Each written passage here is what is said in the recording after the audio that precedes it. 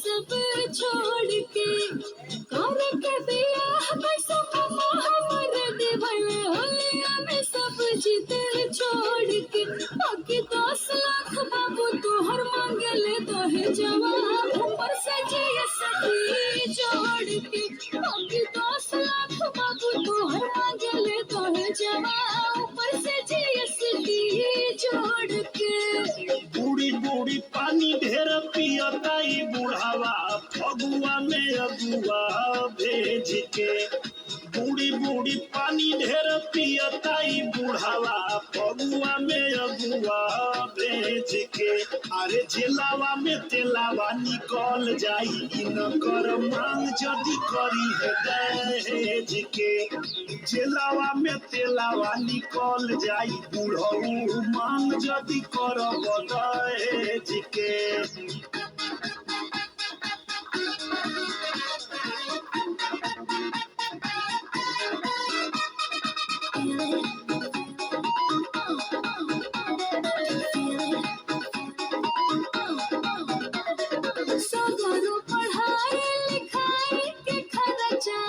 बाबूजी तोहर जोड़ा वाले बाबूजी तोहर जोड़ा वाले अच्छा सरकारी स्कूल में पढ़ा के 10 लाख जोड़ा होता है तू अरे सगरो पढ़ाई लिखाई के खर्चा बाबूजी तोहर जोड़ा वाले बाबूजी तोहर जोड़ा वाले तोहर तो बाबूजी पढ़ के पढ़ा के सगरो कमाई लगवले पाई पाई जोड़ के पढ़वले ना जाने काहे लोग बिटिया के बाप के रख देला ए हवनी छोड़ के और 10 लाख बाबू तोहर मांगले दहे जवाब ऊपर से जीएसटी जोड़ के अरे चेलावा में तेलावा निकल जाई बुढ़ऊ मांग जदी कर दहेज के